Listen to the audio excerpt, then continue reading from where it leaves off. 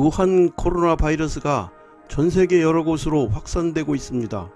우한에서 새로운 코로나 바이러스가 발생한 초기 단계에서 이를 투명하게 밝히고 대처를 해야 했습니다. 그러나 중국 당국은 한 달 이상이나 대중에게 정보를 숨겼습니다. 질병 발생의 현실을 보고한 의사들은 소문을 퍼뜨린다고 체포되었습니다. 지금 시진핑 정부는 내후외환에 직면해 있는 상황입니다. 먼저 코로나19 바이러스가 언제 잡힐 수 있느냐 하는 것입니다. 중국이 세계의 공장화가 되어 있는 지금 이는 매우 중요합니다. 또한 코로나 바이러스 위기는 중국의 권위주의 정권을 약화시키려 위협하고 있습니다. 바이러스는 라틴어로 독이란 뜻입니다. 바이러스는 일반적으로 생물과 무생물의 특성을 모두 가진 것으로 알려져 있습니다. 세포들은 기존의 세포에서 스스로 복제되는 데 반해서 바이러스는 숙주가 없는 상태에서 혼자서 증식이 불가능합니다. 바이러스는 숙주 세포 내에서 숙주의 세포 분열 시스템을 도용해서 자신의 유전체를 복제합니다. 바이러스는 조건부 생명체입니다. 바이러스는 오직 살아있는 유기체 세포의 내부에서 복제하는 작은 감염원입니다. 대부분의 바이러스는 유전 물질로 RNA 또는 DNA를 가지고 있습니다.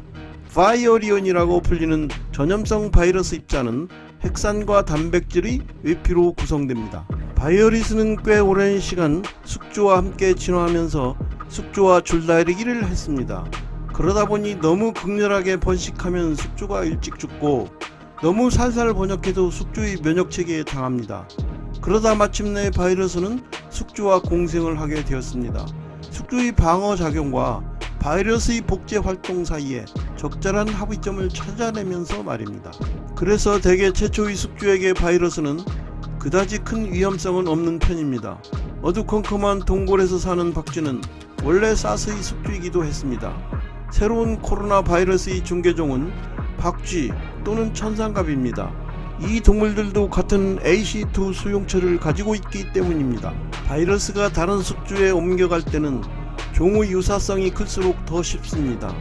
가령 야생 철새와 닭 사이에 질병이 옮는 것은 조류와 사람 간의 병이 옮는 것보다 더 쉽습니다. 그런데 간혹 코로나 바이러스가 돌연변이 되면 바이러스가 새로운 숙주에 붙을 수 있습니다. 대개는 이런 경우 바이러스가 기존의 유전 암호가 달라 사멸하게 됩니다.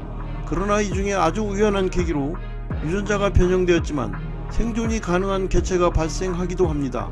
사스나 메르스, 코로나19도 이런 경우에 속합니다. 우한 바이러스 연구소는 2019년 3월 사스나 메르스와 같은 새로운 코로나 바이러스가 또다시 박쥐에서 유래할 가능성이 높다며 경고했습니다. 작년 12월 초 리원량이 우한에서 잠재적인 사스와 같은 바이러스가 퍼지고 있다고 처음으로 세상에 알렸습니다. 그러나 그는 괴담 유포자로 몰려 우한 경찰의 처벌을 받았습니다. 그러나 우한에서 폐렴 환자가 확산되자 12월 말에는 국가위생건강위원회 전문가팀이 우한으로 달려가 조사에 착수했습니다. 그리고 원인 불명의 폐렴 사례를 보고하며 중국의 예방 경계 태세를 올려야 한다고 요구했습니다. 그러나 시진핑 주석은 사태의 심각성을 제대로 깨닫지 못했습니다. 그리고 1월 7일 최근 새로운 바이러스 발생 예방은 철저히 하되 즐거운 춘절 분위기를 깨지 말라 라고 지시했습니다. 중국 정부는 바이러스가 아니라 그 위험을 알리는 사람들을 단속했습니다. 이런 식으로 초기 단계에서 쉬쉬하며 이를 키웠습니다. 1월 20일 시진핑이 발병의 확산이 단호히 억제되어야 한다라고 말한 이후 비로소 대응을 시작했습니다.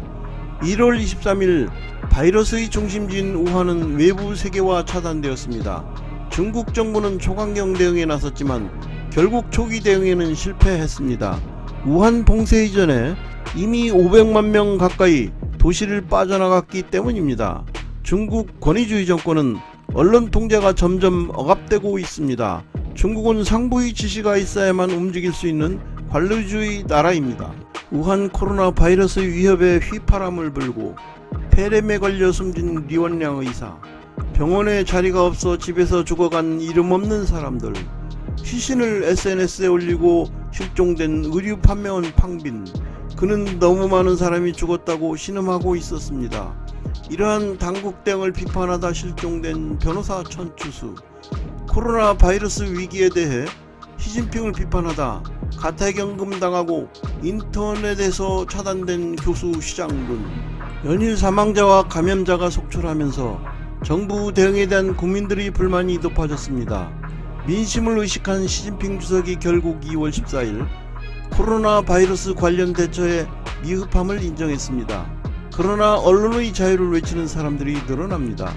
지금까지는 정부를 반대할 이유가 없었습니다. 경제가 성장하면서 중국 인민들의 생활이 나아졌기 때문입니다. 그러나 이번 사태로 경제가 나빠져서 실업이 늘면 불만이 폭발하게 될 것입니다. 2001년도에 중국은 WTO에 가입하여 세계 경제 밸류체인에 들어갔습니다. 2003년 사스가 발생했을 때는 중국 경제가 막 성장하고 있었습니다. 사스 발생도 춘절이 지난 3, 4월에 확산됐습니다. 그런데 지금은 이미 중국 경제가 전체적으로 수축하는 상황입니다. 더구나 소비가 한창 왕성한 춘절 때입니다. 소비와 서비스 산업이 심한 타격을 받게 됩니다. 사스는 그해 중국 경제 성장률을 0.6, 0.7% 떨어뜨렸습니다. 당시 세계 경제의 4%를 차지했던 중국 경제는 지난해 18%로 상승했습니다. 1인당 GDP는 약 1,500달러에서 1만 달러 가까이 증가했습니다. 서비스 산업은 당시 중국 GDP 30%가 안 됐지만 지금은 60%를 차지합니다. 이번 사태가 3개월을 끌면 중소기업의 85%는 다 쓰러집니다. 그 시점이 4월입니다. 중소기업의 중국 GDP 공헌율이 33% 정도 됩니다. 그래서 이들이 어렵다고 하면 GDP 성장률이 2%가 하락합니다. 결국 1분기 중국의 GDP 성장률은 4%에 그칠 것이라는 예측입니다.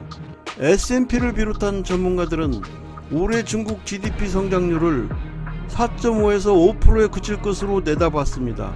중국 경제 위기는 이미 시작됐습니다. 한중일 3국은 코로나 위기 대응에 실패했습니다.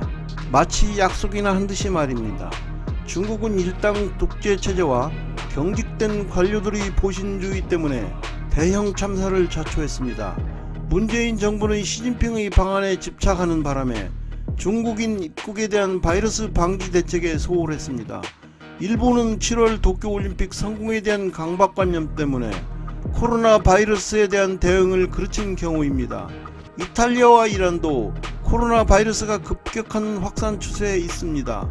이들 두 나라는 중국과 정치적으로 밀접하거나 중국에 대한 경제적 의존도가 높습니다. 초기 방역 과정에서 코로나 바이러스의 진원지인 중국으로부터의 감염원 차단을 했어야만 했습니다. 러시아, 베트남, 미국 등은 감염원을 차단했고 바이러스 확산이 저지됐습니다. 그러나 한국과 일본은 납득하기 어려운 대응을 했습니다. 서로 정도 차이는 있더라도 말입니다. 정부가 국민 생명과 안전 보호라는 근본을 먼저 챙기지 않고 정치적 계산을 우선한 때문입니다. 중국에서 한국발 입국자에 대해 14일간의 강제 격리 조치를 취했습니다. 한국에서의 바이러스 확산 때문입니다. 이에 대해 한국인들은 불쾌해합니다. 배은망덕하다고 말입니다.